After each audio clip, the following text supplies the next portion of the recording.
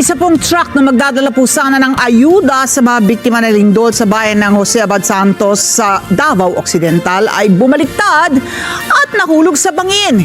At ang driver at helper sugatan. JD Hipolan sa balitang ito.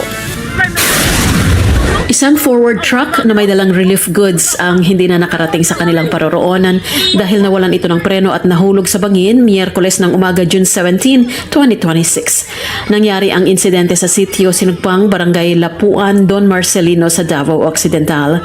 Sa impormasyon, isang relief mission ang nakatakdasa ng isagawa ng grupo ng mga content creators, comedian at social media influencers na patungo sana sa Jose Abad Santos o Jazz sa Davao Occidental upang magsagawa ng relief operations nang biglang mangyari ang nasabing insidente.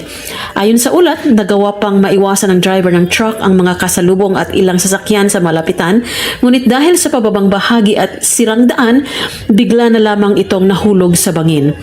Sugatan man, ngunit nakalabas ang driver habang ang kasama nitong helper ay naipit na nagtamo ng sugat sa ulo, ngunit parehong nasa mabuti ng kalagayan.